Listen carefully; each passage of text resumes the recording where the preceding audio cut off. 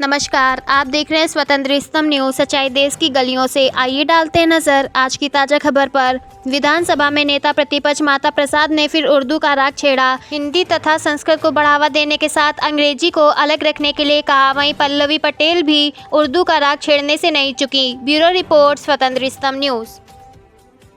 उर्दू जुबान जो है वो भारत में पली बड़ी भाषा है और अजीब विडम्बना है कि तथाकथित जो भारत के पैरोकार हैं वो कैसे ये भूल रहे हैं कि उर्दू का अपमान मतलब भारत के इतिहास, भारत का और भारत का अपमान है। और इनकी जो भाषा है, इनकी जो नफरत है, उसको सुनने के बाद सिर्फ इतना ही कहा जा सकता है कि इल्म की तो कोई सीमा हो सकती है लेकिन जहालत की कोई सीमा नहीं।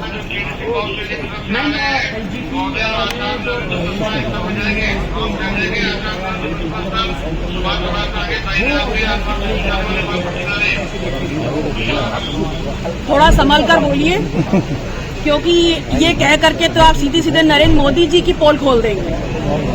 नमामि गंगे के नाम पर अरबों खरबों का घोटाला और उसके बाद गंगा को बेच दिया अडानी को। और कहना गलत नहीं होगा कि न सिर्फ गंगा बल्कि पूरे उत्तर प्रदेश को भ्रष्टाचार से मैला कर रहे हैं और कर चुके हैं ये लोग।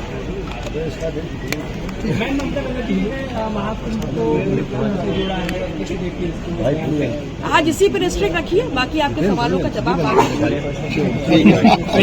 संशोधन की बात रखी गई है, उसमें मैं 282 के अंतर्गत हमारी विधानसभा की भाषा हिंदी और देवनागरी लिपि रखा गया था। और ये बड़े संघर्षों के बाद वो दिन आजादी के बाद आया था जब हम अपनी देवनागरी लिपि और हिंदी भाषा में यहाँ की बात करने के लिए व्यवस्था किया गया था।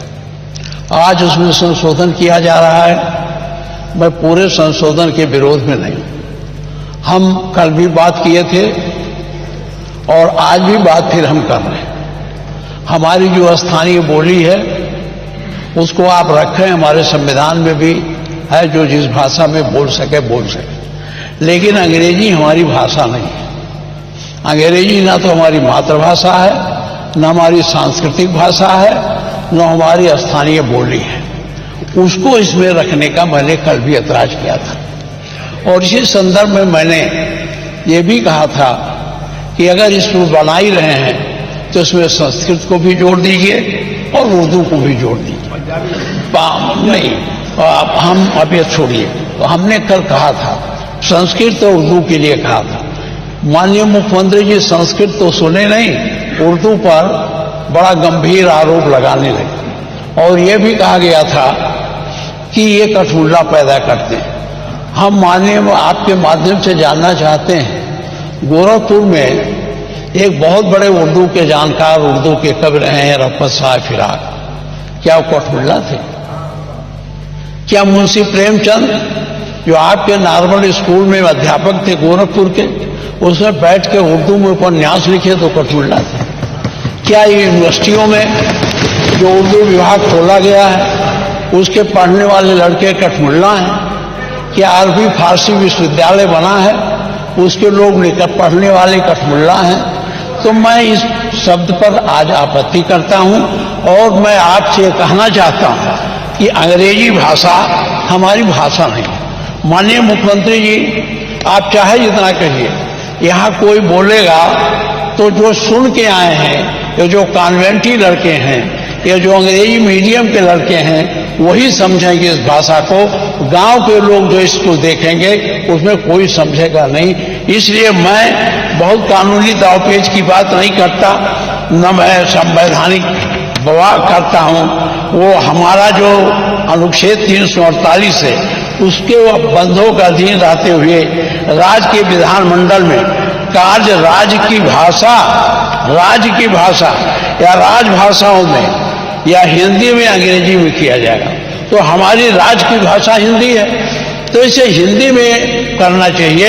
अंग्रेजी का कोई महत्व नहीं है। अंग्रेजी का मैं पढ़ने में विरोध नहीं करता, जिसको पढ़ना है अंग्रेजी पढ़े, वर्ड्सवर्थ का पढ़े, उनको शेक्सपियर के नाटक को पढ़े, हमारे वो जो और ग्रंथ हैं, चाहे कीट्स हो, शैली हो, इनकी कविताओं को पढ़ो, हम उसके विरोधी नहीं हैं। संस्कृत अंग्रेजी का ज्ञान प्राप्त करना गलत नहीं है, लेकिन अंग्रेजी के माध्यम से हमारे इस विधानसभा में नई प्रक्रिया शुरू करना, मैं इसका विरोध करता हूं।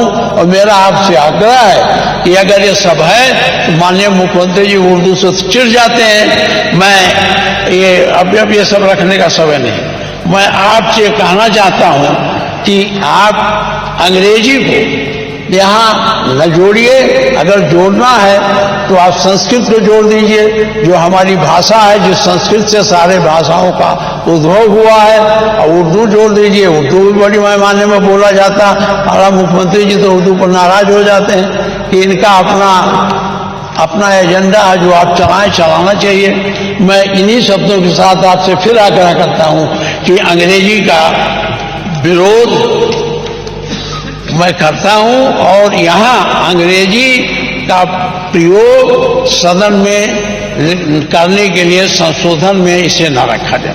अभी उन्होंने माननीय अध्यक्ष जी, माननीय संसदीय कार्य,